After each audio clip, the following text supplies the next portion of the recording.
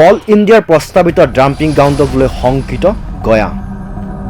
মাৰ্ঘেৰিটাৰ চালিকি বস্তিৰ চেমানগা আৱাসীৰ মাজত ক্ষোভৰ জোৱাৰ।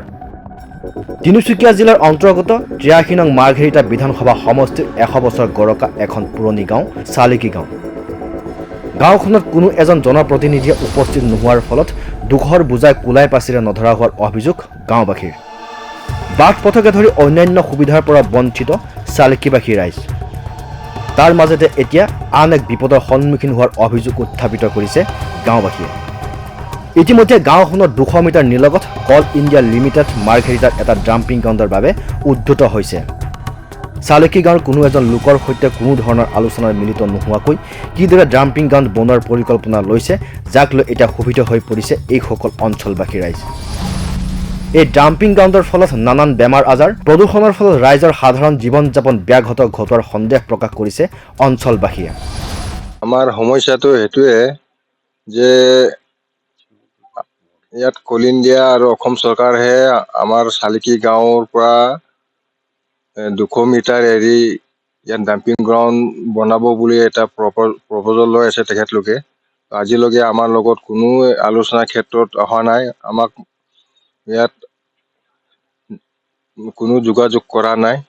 আৰু আমাৰ ইয়াত যিমানখিনি এতিয়া মাটি আছে, অলপ চলপ আছে, কিছুমান আমি চাহ বাগান আৰু তামোল পুলি এইবোৰ লগাইছোঁ আৰু ঝুম খেতি কৰি খায়। সেইখিনি মাটিহে আমাৰ অলপ চলপ সেইটোৱে আছে।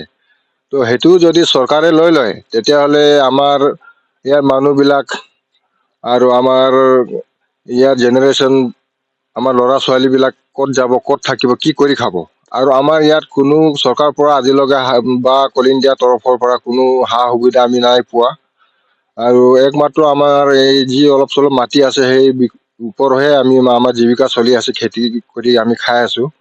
চৰকাৰৰ ফালৰ পৰা বা কল ইণ্ডিয়াৰ তৰফৰ পৰা একো সুবিধা দিয়া নাই আমাক, না ৰাস্তা, না পানী, না বিজুলী, না মেডিকেল, কোনো ক্ষেত্ৰত আমি সুবিধা নাই পোৱা আজিলৈকে। তো এতিয়া যদি আমাৰ মাটি লৈ লয়, তেতিয়াহ'লে আমি ইয়াত থাকিবলৈ আৰু আমাৰ কোনো বেলেগ স্থানহে নাই। আৰু যদি 200 মিটাৰ এৰি কৰিলেও ইয়াত মানে পলিউশ্যনৰ পৰা মানে আমি থাকিব নোৱাৰিম। এনেও আগৰ পৰা আমি পূৰা মষ্ট এফেক্টেড হৈ কিনে আছোঁ। যে আজি কমচে কম 15 বছৰ আগত আমি ঝুম খেতি কৰিছিলোঁ। তো তেতিয়া মানে খেতি ভাল হৈছিলে। তো এতিয়া পলিউশ্যনৰ পৰা গোটেই ক্লাইমেট বেয়া হৈ গৈছে, আমি খেতিও কৰিব নোৱাৰে, খেতি কৰিলে মানে একো লাভহে নহৈছে।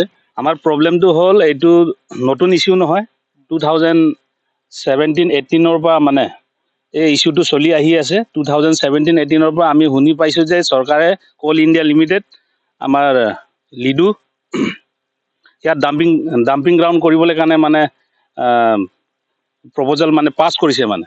তো ইয়াত আমাৰ আপত্তি এইটো আছে, আমি তেতিয়াৰ পৰা আপত্তি কৰি আহি আছোঁ যে মানে গাঁৱৰ পৰা আপোনালোকে আহি দেখিছে 200 মিটাৰো হ'ব নাই ইয়াত ডাম্পিং গ্ৰাউণ্ড কৰিবলৈ মানে কৰি আছে। তো ইয়াত ডাম্পিং গ্ৰাউণ্ড যদি কৰে, তো ইয়াৰ পাব্লিক যোন গাঁও নিবাসীবিলাক যাব ক'ত, থাকিব ক'ত? কেলে ডাম্পিং গ্ৰাউণ্ড কৰাৰ লগে লগে ইয়াত পলিউশ্যন হ'ব, আপোনাৰ মাটি এইটো যোনটো চইলৰ ফাৰ্টিলিটি সেইটো খতম হ'ব।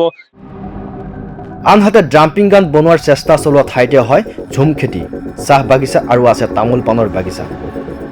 গাঁওবাসীয়ে সাংবাদিকক জনোৱা মতে যদিহে উত্তৰ পূৰ্বাঞ্চল কল ইণ্ডিয়া লিমিটেড মাৰ্ঘেৰিটাৰ বিষয়া কৰ্মচাৰীসকলে কোনো ধৰণৰ আলোচনাত মিলিত নোহোৱাকৈ চালিকিত ডাম্পিং গ্ৰাউণ্ড নিৰ্মাণ কৰে, তেন্তে তীব্ৰ প্ৰতিবাদী সন্মুখীন হ'ব লাগিব বুলি কল ইণ্ডিয়া লিমিটেড মাৰ্ঘেৰিটা মেনেজমেণ্টৰ বিৰুদ্ধে সক্ৰিয়নি প্ৰদান কৰে। মাৰ্ঘেৰিটাৰ পৰা মিথুন বৰুৱাৰ প্ৰতিবেদন, মাই নিউজ এনি।